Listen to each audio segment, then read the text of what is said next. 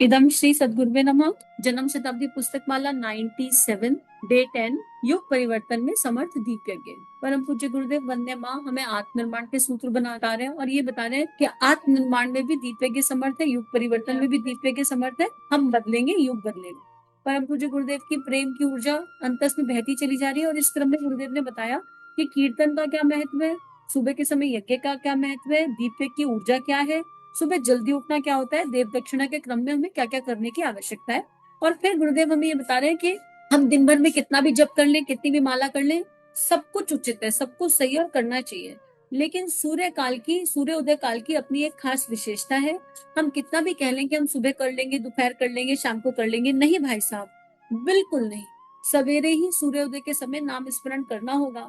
आप नहाए या नहीं नहाए, सूर्योदय काल में एक ही तरीके से, एक ही समय में, एक ही प्रकार का कार्य करने से उसकी शक्ति 100 गुना हो जाती है। ये लाइन फिर से सुनेंगे। सूर्योदय काल में एक ही तरीके से, एक ही समय में, एक ही प्रकार का कार्य करने से उसकी शक्ति 100 गुना हो जाती है। इसलिए यह प्रातः काल का जप आवश्यक बताया गया है। उसके बारे में आप घर घर में जाकर हर आदमी से मिलकर कहिए कि प्रातः काल का जप करना शुरू करे, चाहे 10 ही मिनट क्यों ना हो। अब यहाँ पर कल तो हमने विज्ञान समझा था कि ब्लू लाइट क्या है, हार्मोन्स क्या है, और यहाँ हम गुरु वाक्य ब्रह्म वाक्य समझ रहे हैं। और इस समय इतनी कृपा फील हो रही है, इतनी कृपा फील हो रही है कि गुरुदेव ने हम लोगों को कैसे सुबह के लिए मनाया, समझाया, और कैसे 5 बजे का संकल्प हम लोगों के जीवन में आया। आप में से जो भी साथी जूम के माध्यम से 5 बजे के जप में जुड़ना चाहते हैं, वो कमेंट बॉक्स में लिख दीजिए या ईमेल कर दीजिए, आपको डिटेल्स मिल जाएंगी। लेकिन अब ऐसा लग रहा है कि जितने साथी जुड़े हैं और जो नहीं आ पा रहे हैं, उन सबको ये भेजा जाए और उन सबको कॉल कर करके कहा जाए कि देखो गुरुदेव कितनी महत्वपूर्ण बात बता रहे हैं। एक समय में अगर किया, समूह की शक्ति अगर और जुड़ गई उसमें, तो क्या ही मैजिक घटित होगा। और हम उस मैजिक को ना केवल जी सकते हैं, इस मैजिक को ना समझाया नहीं जा सकता, कोई शब्द नहीं है इसको बताने के लिए। लेकिन जब हम, ये ऐसा है कि हम गंगा जी में बैठ गए तो फिर गंगा जी अपना काम अपने आप करेंगी ना। तो सुबह उठकर कुछ भी समझने आए तो ऐसा है कि उठे, जुड़ गए, बस भगवान से जुड़ गए, उठे, फिर चाहे झपकियां लग रही। अगर कुछ कुछ लोग ऐसे आते हैं जो कहते हैं हमारी 3 बजे आंख खुल जाती है, 4 बजे आंख खुल जाती है, समझ ही नहीं आता। अगर आंख खुली तो समझ लो भगवान बहुत प्यार कर रहे हैं। उस समय उठकर जितनी देर नाम जप कर सको, जितनी देर गायत्री कर सको, उतनी देर कर लो। एक तरीका ये है कि बेड छोड़ दो। सबसे जो डेंजर एनर्जी है ना, वो बेड है, जिस बेड पर हम सो रहे हैं। और आजू बाजू में सारे सोते हुए दिख रहे हैं, खुद मन कह रहा है और 2 मिनट और 5 मिनट। ऐसे में अगर हम बेड नहीं छोड़ेंगे तो it is not going to happen. अपना बेड छोड़ लो। दूसरा तरीका जो सूट कर रहा है, इस देह को सूट करता है, चलना शुरू कर दो। उठो, मुंह धो, कुल्ला करो और चलना शुरू कर दो। चलते रहो, चलते रहो, चलते रहो। कितनी नींद आ रही है, चलते रहो। 10 मिनट में सारे बॉडी एक्टिव में, बॉडी बॉडी ऑर्गन्स में प्राण ट्रैवल कर जाए। और जब बॉडी ऑर्गन्स में प्राण ट्रैवल करेगा तो उस समय नींद नहीं आएगी। फिर चाहे एक नैप बाद में ले लो, लेकिन सुबह मिनिमम 10 मिनट, गुरुदेव कह रहे हैं चाहे आप 10 मिनट करो, पर करो, मिनिमम करो। अब इसके सिवाय एक बात और है, हमारे देश को गिराने वाली कुछ चीजें, उनसे उनसे अपने आप को उबारने की कोशिश करनी चाहिए। शिक्षा की कमी इसी तरह की है कि आदमी जानवर की तरह भयानक हो जाता है। ना उसके ज्ञान के कपाट खुलते, ना ही उसको कोई जानकारी मिलती, ना समाज में क्या हो रहा है ये पता चलता, ना उसे लोग किस तरीके से आगे बढ़ रहे हैं ये जानकारियां मिलती। वह एक तरीके के कुएं का मेंढक बन करके रह जाता है। इसलिए आपको शिक्षा के बारे में प्रौढ़ शिक्षा आंदोलन को इन्हीं यज्ञों के साथ में जोड़कर प्रारंभ कर देना चाहिए। आप लोगों में से जो कोई लोग पढ़े लिखे हैं, उन्हें यह प्रतिज्ञा करनी चाहिए कि हम 5 बिना पढ़े लिखे लोगों को तो जरूर पढ़ा देंगे। चाहे तो आप उनके घर जाइए, चाहे उन्हें अपने घर बुलाइए, चाहे 1 महीना पढ़ाइए या 6 महीना पढ़ाइए, चाहे 2 वर्ष पढ़ाइए। आप यहाँ से एक संकल्प लेकर के जाइए कि 5 व्यक्तियों को तो पढ़ाएंगे ही। परिवार में होने वाले यज्ञों की यह प्रमुख बात है। जो व्यक्ति पढ़ा नहीं सकते वे पढ़ तो सकते हैं। घर में बुढ़े बुढ़िया जवान स्त्रियां बिना पढ़ी होती हैं, उनको पढ़ाने का एक आंदोलन हमें इसी यज्ञ योजना में शामिल करना है। अब ये गुरुदेव ने दूसरी बात बताई। प्रातः काल की बात हमारे अंतस में उतर गई, हमें विज्ञान भी समझ में आ गया, भावना भी समझ में आ गई, और अब हम सब संकल्पित हैं कि चाहे 10 मिनट, लेकिन सूर्य उदय के समय एक बार पंच तत्वों को बोलेंगे जरूर, हेलो हाउ आर यू, आप लोग कैसे हैं, हमें सुधार लीजिए, हम आपकी शरण में हैं, और गायत्री मंत्र बोलकर कर लीजिए। एक दूसरा तरीका है बोलकर मंत्र करना, बोलकर मंत्र करना भी बड़ा प्रभाव देता है। दूसरा गुरुदेव, देखो भारत में ये बहुत बड़ी विडंबना है भारत में कि ना बहुत बहुत लोग हैं जो पढ़े लिखे नहीं है। जब ये स्वाध्याय चल रहा था तो मैं इस देह के मन में ये प्रश्न उठा था कि क्यों करवा रहे गुरुदेव स्वाध्याय, किताबें हैं तो सही। तो अंतर मन को ये उत्तर मिला कि किताबें, एक तो किताबें हर किसी तक पहुंच नहीं सकती, ठीक है, पॉसिबल नहीं है हर किसी तक पहुंचना। दूसरा ये कि जो पढ़ा लिखा नहीं है उसका क्या, उसके पास यूट्यूब सबके पास है, मोबाइल सबके पास है, इंटरनेट सबके पास है, लेकिन पढ़ना तो नहीं आता, किताबें पहुंच गई। तो जो पढ़ा लिखा नहीं है, फिर जो बड़े जिनसे पढ़ा नहीं जाता, जिनकी आंखों में तकलीफ है, जिनको कोई दिक्कत है, या फिर वो लोग जिनका रूटीन बहुत ज्यादा व्यस्त है और वो बैठकर किताब पढ़ ही नहीं सकते, उन सबका क्या। परम पूज्य गुरुदेव को हर वर्ग में पहुंचना है, हर जगह पहुंचना है। तो जब हम ये स्वाध्याय सुन रहे हैं, ये हमारे अंतःकरण में बदलाव ला रहा है, तो जब हम इसे आगे बांटे ना, तो हम ये ना सोचे कि ये आगे प्रेस वाला भैया है, दूध वाले भैया है, ये मौसी है, ये मजदूर है, ये इन लोगों के काम का नहीं है। हम जजमेंट से और धारणाओं से मुक्त होकर के, पूरी तरह हर धारणा से मुक्त होकर, जहां जो व्यक्ति मिल जाए उस तक पहुंचाए। आप कोई कहे, जब कोई पढ़ा लिखा नहीं है अगर, लेकिन अगर उसके पास गुरुदेव की ये लेखनी पहुंच गई, तो उसके मन में भाव आ जाएगा कि कम से कम यार बेसिक अक्षर ज्ञान तो होना ही चाहिए। अपने आप जन्म लेगा, अक्षर ज्ञान की वैल्यू अपने आप जन्म लेने लगेगी। अब इसके लिए हमको क्या करना है, हमें ये देखना है, हमको ये प्रयास करना है। एक तरीका ये समझ में आता है कि अगर हम नहीं पढ़ा सकते तो हम उन लोगों को कंट्रीब्यूट करना शुरू कर दें जो इस कार्य में बहुत दिल से लगे हुए हैं। जब हम अपने आसपास ढूंढेंगे तो हमें ऐसे लोग मिल जाएंगे जो इस कार्य में पूरे दिल से, पूरे मन से, पूरे भाव से, पूरे समर्पण से लगे हैं, और जिन्हें अक्षर ज्ञान नहीं है उन्हें अक्षर ज्ञान दे रहे हैं, स्लम में एजुकेशन के लिए कुछ कुछ कर रहे हैं। तो जो लोग इस तरह की मुहिम चलाते हैं ना, उनको बहुत बहुत सहयोग लगता है, उन्हें श्री का सहयोग लगता है, उन्हें आत्मबल चाहिए, ब्रह्मबल चाहिए। तो ऐसे लोगों को अपने आसपास ढूंढे, इस देह ने ढूंढा हुआ है, गुरु कृपा से मिला हुआ है कोई, ऐसे लोगों को अपने आसपास ढूंढे जहां हमें जेन्युइनिटी पता हो, हम बिल्कुल श्योर हो, और जहां हम कभी भी जाकर के देख सकते हो, परख सकते हो, मिल सकते हो कि क्या काम हो, उन लोगों के साथ जुड़ जाए। जो काम हम नहीं कर सकते वहां जोड़ा तो जा सकता है। और फिर जब हम यज्ञ कराने जाएं तो उन लोगों को ढूंढे, जब हम किसी के घर दीप यज्ञ कराने जाएं तो हम स्पार्क देखें कि किसमें क्या स्पार्क है। अगर हमें कोई व्यक्ति ऐसा दिखता है जिसे पढ़ाना आता है, तो उसको बताएं कि हमारे गुरुदेव ने ऐसा ऐसा लिखा है, तो क्या आप करेंगे ये काम? आप अपने आसपास के 5 बच्चों को पढ़ाएंगे? क्या आप उन्हें अक्षर ज्ञान देंगे, बेसिक पढ़ाई? अच्छा, फिर जब इस काम को करने जाएंगे ना, तो लेडीज को तो कन्विंस करना भी बहुत मुश्किल है कि पढ़ लो पढ़ लो पढ़ लो, बड़ा मुश्किल है। पर हम गिव अप नहीं करेंगे, हम बहुत प्यार से, बहुत दुलार से बात कहते रहेंगे, धीरे धीरे धीरे, देखो ये महत्व है पढ़ाई का, ऐसा महत्व है पढ़ाई का, पढ़ लोगे तो ये लाभ होगा, कहते रहेंगे बिना आशा अपेक्षा के, अपने गुरु का काम करते रहेंगे। फिर जिसके हिस्से में लिखी होगी शिक्षा पहुंच जाएगी। लेकिन भारत को के उत्थान की आवश्यकता है, तो शिक्षा का और विद्या का महत्व है। हम लोग शिक्षा को इस स्तर पर तो लाए कि हर किसी को अक्षर ज्ञान हो जाए, बेसिक पढ़ाई हो जाए। तो जिसके लिए जो संभावना है, अब यहाँ पर तो अभी यही समझ में आता है कि कंट्रीब्यूट कर दो। तो उन आत्माओं से, उन साथियों से जुड़कर जो स्लम में अच्छी एजुकेशन दे रहे हैं, स्लम के बच्चों को एटलीस्ट 12th तक की पढ़ाई बड़े अच्छे से कराते हैं, उन लोगों से जुड़ने का भाव रहता है। और गुरुदेव ने जोड़ भी दिया, हमें अपना अपना रास्ता चुनना होगा। आपको जो रास्ता मिल रहा है, अगर आपका रास्ता कोई विशेष रास्ता है, कोई खास रास्ता है, तो आप कमेंट सेक्शन में जरूर बताइए। और अगर आप कोई ऐसा काम कर रहे हैं, ऑलरेडी आप इस मुहिम से जुड़े हुए हैं, आप ऑलरेडी प्रौढ़ शिक्षा केंद्र चला रहे हैं, ऑलरेडी स्लम के उन बच्चों को पढ़ा रहे हैं, तो भी हमें कमेंट या ईमेल के माध्यम से जरूर बताइए कि आप क्या काम कर रहे हैं, कैसे कर रहे हैं, ताकि आपके काम को हम आगे लेकर जा सकें। कुछ नहीं तो चैनल के माध्यम से जो अच्छा काम आप कर रहे हैं उसे लोगों तक बांटा जा सकता है, जिससे आपको सहयोग मिलता है, क्योंकि इस काम में सहयोग की आवश्यकता होती है। वो प्रौढ़ महिलाएं, वो स्लम जो बच्चे होते हैं ना, उनके पास श्री नहीं होती अपनी स्कूल की फीस वगैरह देने के लिए, उन्हें भी कॉपी किताब लगती है, उनके भी खर्चे होते हैं, वो मिल नहीं पाता है उन्हें। तो जो काम आप कर रहे हैं उसको आगे ले जाने का हम प्रयास कर सकते हैं, कोशिश कर सकते हैं, कमिटमेंट कुछ नहीं है, कोशिश कर सकते हैं। आप अपनी चीज को यहाँ पहुंचाइए। इसके सिवा भी अगर आप स्वावलंबन का कोई काम करा रहे हैं कि लेडीज को स्वावलंबन केंद्र खोलकर दे दिया, सिलाई सिखा दी, कढ़ाई सिखा दी, मेहंदी सिखा दी, जिससे वो अपने पैरों पर खड़ी हो सके। जब नारी अपने पैरों पर खड़ी होगी, स्वावलंबन कर पाएगी नारी, तो फिर आगे भी आसान हो जाएगी ना उसकी यात्रा। फिर हो सकता है उसके मन में भाव आ जाए कि थोड़ा पढ़ाई कर लूं, फिर शायद वहां से भाव जाग जाए। आप ऐसा कोई काम कर रहे हैं तो भी आप हमसे सहज ईमेल पर साझा कर सकते हैं। हम अपनी तरफ से पूर्ण प्रयास करेंगे कि आपकी पोस्ट को कम्युनिटी पोस्ट में या जिस भी तरह म्यूचुअल अंडरस्टैंडिंग के साथ रील के या शॉर्ट्स के माध्यम से आगे समाज तक ले जाएं, ताकि आपको और सहयोग, आपके आसपास के लोगों का और सहयोग मिल सके और काम रुके ना। अब आगे गुरुदेव कह रहे हैं दूसरा आंदोलन और क्या है, उससे भी ज्यादा महत्वपूर्ण क्या है, जो भी कुछ हम कमाते हैं वह सब पेंदे के छेद में से होकर निकल जाता है।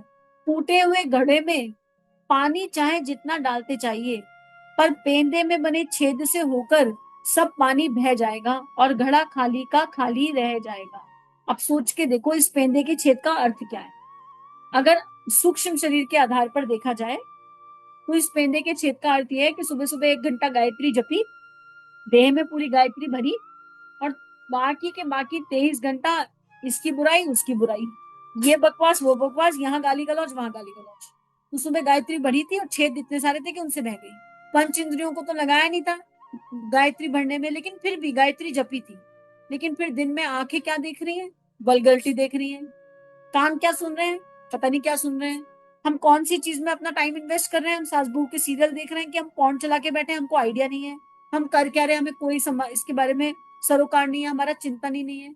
तो इसलिए गायत्री दिमाग में भरना है, गायत्री मंत्र करना है, और उसके संग संग स्वाध्याय से अपनी ऊर्जा को जोड़ना है, ताकि जो गायत्री अंतर में गई है वो कहीं से लीक ना हो जाए।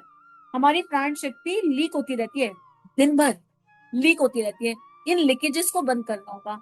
अब एक और लीकेज है, एक और पेंदे का छेद है जिसे गुरुदेव बता रहे हैं। वो पेंदे का छेद क्या है, हमारे समाज में ब्याह शादियों में होने वाला खर्च। खर्चीली शादियां हमें बेईमान, दरिद्र बनाती हैं। खर्चीली शादियां दहेज प्रथा जगाती हैं।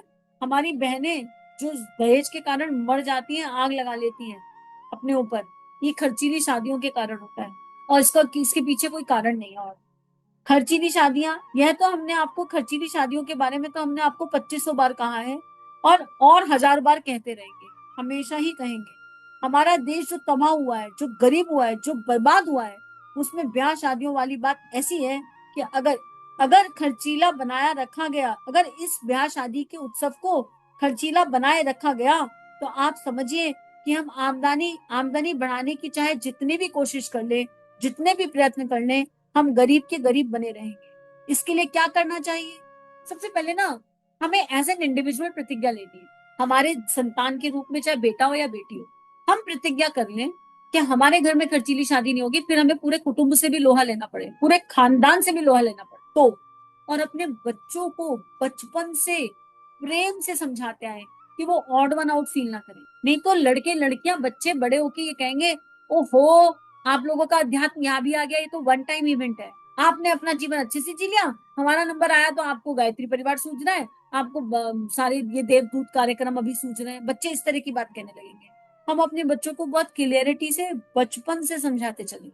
दूसरा, अगर हम संतान हमारा लड़का है, अगर हम लड़के की माँ है, तो हम कसम खा लें कि ना दहेज लेंगे ना दहेज देंगे, किसी तरीके का नहीं, हम इस चक्कर में नहीं पड़ेंगे। हम गुण कर्म स्वभाव, और ये संकल्प ना एक एक इंडिविजुअल को उठाना पड़ेगा। बहुत परेशानियां आएंगी अगर नारी ये संकल्प उठाएगी, बहुत लोहे लेने पड़ेंगे, जाने कितने लोहे लेने पड़ेंगे। हो सकता है संतान ही आपसे विमुख होकर के बैठ जाए, ये भी संभावना है। कोई बात नहीं, इस युग धर्म को निभाने के लिए स्वधर्म को एक तरफ रखेंगे, कह देंगे बच्चों से कि कर लो शादी, हम भी आ जाएंगे औपचारिकता के लिए आशीर्वाद देने, माँ है तो आएंगी, आ जाएंगे, पिता है तो आएंगे, लेकिन पार्टिसिपेट नहीं करेंगे, उस तरह से नहीं पार्टिसिपेट करेंगे। यहाँ ये नहीं कहा जा रहा कि पैसा बचा लो, वो जो पैसा बच रहा है उससे बच्चों की एफडी बना के दे दीजिए, उस पैसे को कहीं सही जगह खर्च कर दीजिए। और दूसरा, शादी में जो प्रकृति का नुकसान होता है, आजकल इतने एग्जाम्पल शादियां हो रही हैं, इतनी एग्जाम्पल वाली शादी हो रही हैं जहाँ एक जरा सी भी प्रकृति का दोहन नहीं। शादी में जो हम फूल फ्लावर बुके देते हैं, इन्हें देना बंद कर दें, इसकी जगह प्लांट्स देना शुरू कर दें, प्लांट्स के सैंपलिंग देना शुरू कर दें, प्लांट्स की सीड देना शुरू कर दें। और एक बात और गुरुदेव ने लिखी थी, शादियों में जो सबसे खूबसूरत गिफ्ट है ना देने के लिए, वो है अनुष्ठान। किसी की शादी है, उसको 5 दिन का, 11 दिन का, 9 दिन का अनुष्ठान बताकर दो मंगल के भाव से। जब आपके बच्चे की शादी होगी तो वापस ले लो यार, अगर देना लेना करना है। पर मंत्र से बड़ा कोई भाव नहीं है जो दिया जा सकता है। पर इसमें क्या होता है, इसमें कमजोर हम ही लोग पड़ जाते हैं। अगर हम एज एन इंडिविजुअल जागेंगे नहीं और अपने बच्चों को बचपन से बताएंगे नहीं रात की शादियों में क्या नुकसान है, दिन की शादी क्यों करनी चाहिए, सात्विक शादी का क्या महत्व है, तो हम स्वयं जब अपनी शादियां होंगी ना, मान लीजिए अगर अभी हम यूथ है और हमारी शादी नहीं हुई और हम गायत्री परिवार से जुड़े हैं, तो जब अपनी शादी होगी तो हम अपने आप को ही कहेंगे यार एक ही तो सपना है, इसको पूरा कर लो, इस सपने को जी लेते हैं, अच्छे से कर लेते हैं। और प्रेशर तो बाय गॉड कितना प्रेशर आएगा सोच नहीं सकते हो आप। आसान नहीं है ये शादी निभाना गुरुदेव के कहे अनुसार। लेकिन इस प्रेशर को जीने की क्षमता गायत्री से आएगी, गुरु के प्रति समर्पण से आएगी, गुरु के प्रति विश्वास से आएगी, निष्ठा से आएगी, संकल्प से आएगी। हम संकल्प उठा लें तो काम हो जाएगा। गुरुदेव आगे लिखते हैं, इसके लिए आपको क्या करना चाहिए। आप सब लोगों को इसके लिए ये प्रतिज्ञाएं करनी चाहिए। आगे बात प्रतिज्ञाओं की, अभिभावकों को ये प्रतिज्ञा करनी चाहिए कि हम मन मन इसको साथ साथ दोहराएंगे। हम अपने बच्चे और बच्चियों की शादियों में धूमधाम नहीं करेंगे। एक, पहला प्रतिज्ञा, दिखावा नहीं करेंगे। दूसरी प्रतिज्ञा, दहेज नहीं लेंगे और ना देंगे। तीसरी, और जेवर नहीं चढ़ाएंगे। चौथी, क्या हम इन प्रतिज्ञाओं को फिर से दोहराएंगे। हम अपने बच्चों की शादियों में धूमधाम नहीं करेंगे, दिखावा नहीं करेंगे, दहेज न लेंगे न देंगे और जेवर नहीं चढ़ाएंगे। सबसे ज्यादा तो लड़के की शादी में सास को शर्म आएगी, है राम बहू क्या कहेगी, जेवर नहीं चढ़ाया, बड़ी बेइज्जती हो जाएगी, है बड़ी दिक्कत आने वाली है ना। प्रतिज्ञा तो ले ली, कैसे निभाएंगे। अरे आप अपना ऑरा मंडल स्ट्रांग करो, आपको लड़की ऐसी मिलेगी जो आगे से मना कर देगी। पढ़ाओ लड़की को, मत चढ़ाओ जेवर, पढ़ाओ ना आगे, उसकी स्वावलंबन की शक्ति जगाओ। बोलो बेटे क्या काम करना चाहते हो, हम तुम्हारे साथ हैं, काम करो, स्वावलंबन करो। युग धर्म में कैसे अपने आप को अर्पित समर्पित करना चाहते हो, तुम्हारी प्रतिभा को कैसे भगवान के काम में लगाया जाए बताओ। बहुत तरीके हैं अपना बनाने के लिए बच्ची को, बहुत तरीके हैं। अपना अंतस मजबूत रखो, आने वाली बच्ची आपकी बनकर रहेगी। उसे रोको मत, उसे टोको मत, उसके अंदर जो कैलिबर है उसको आगे बढ़ाओ, उसको खिलने दो, अच्छे से खिलने दो। आपका कितना भी नाम हो पर अगर उसका नाम हो जाए तो क्या बोल रही, एक बार को आपका बेटे को ये कहना पड़ जाए कि यार किसकी माँ हो तुम, यहां तक ले जाओ, क्या आपका बेटा ये कहते किसकी माँ हो तुम, ये बता दो, इतना प्यार दो। तो ये सब छोटे छोटे रोड़े, ये छोटी छोटी बाधाएं ये खत्म हो जाएंगी, बहुत छोटी हैं। और फिर क्यों खत्म हो जाएंगी, क्योंकि जिस महाकाल के संरक्षण में हम चल रहे हैं, क्या वो महाकाल हमारे आसपास ऐसी आत्माओं को इकट्ठा नहीं करेगा जो सहज ये मान जाए। क्या वो महाकाल ऐसा नहीं करेंगे। अरे जब गुरु के संरक्षण में कोई काम करो तो और संकल्प ले लो तो गुरु इस संकल्प को निभाता भी और गुरु इस संकल्प को पूरा भी करता है। तो हम प्रतिज्ञा रत हैं, फिर से प्रतिज्ञाएं दोहरा रहे हैं। किसी के दिल में ऐसे दुख दुख दुख दुख हो रही हो तो गुरु का स्मरण करो और दोहरा लो, हिम्मत करके दोहरा लो। अरे हमें बस हाँ ही कहना है, समर्पण का अर्थ ही है कि बस कह दो हाँ, वो करवा के ले जाते हैं। तो बिना विचारे, बिना ये सोचे, इस समय क्या हो रहा है ना, हम ये सोच रहे हैं यार पति देव क्या कहेंगे, मम्मी पापा क्या कहेंगे, नाते रिश्तेदार क्या कहेंगे, फिर वो बुआ जी क्या कहेंगी, बड़ी बड़ी दिक्कत हो जाती है बुआ जी के साथ, दामाद जी क्या कहेंगे बड़े वाले, है ना। ये सारे घूम रहे हैं, इन सबको हटाओ चिंतन से, इग्नोर देम ऑल, केवल गुरु के बारे में सोचो, गुरु क्या कह रहा है। यही तो स्वधर्म और युग धर्म के बीच का खेल है। तो स्वधर्म को गुरु चरणों में रखो और स्वधर्म और युग धर्म एक हो जाएगा। बस युग धर्म की मशाल को अपने हाथ में फील करो, गायत्री माता को अपने अंतस में फील करो और देखो गुरुदेव मुस्कुरा रहे और कह रहे कर सकते हो तुम में शक्ति है, बहुत छोटी चीज है, कर सकते हो। और फिर बोलेंगे हम अपने बच्चों की और बच्चियों की शादियों में धूमधाम नहीं करेंगे, दिखावा नहीं करेंगे, दहेज ना लेंगे ना देंगे और जेवर नहीं चढ़ाएंगे। इदम श्री सद्गुरुवे नमः। सभी अपनी प्रतिज्ञाओं को याद रखिए, नियमित ध्यान करते रहिए और सुबह 5 बजे सूर्य देवता से मिलते रहिए। सभी को प्रणाम। श्री प्रिया काउंसलिंग चैनल और देव परिवार चैनल पर जो वीडियोस आपको मिल रहे हैं, अगर ये आपके जीवन को बदल रहे हैं तो ये केवल गुरु कृपा है। आइए इस गुरु कृपा को विश्वव्यापी बनाएं। जो भी लिंक आप सुनते हैं, आपको जो भी लिंक अच्छे लगते हैं, उनको अपने व्हाट्सएप स्टेटस, फेसबुक स्टेटस, सारे सोशल नेटवर्किंग साइट्स पर लगाइए। इस टेक्नोलॉजी के माध्यम से आइए ऋषियों की, संतों की लेखनी को विश्वव्यापी बनाते हैं। जय हिंद, जय भारत। इदम श्री सद्गुरुवे नमः।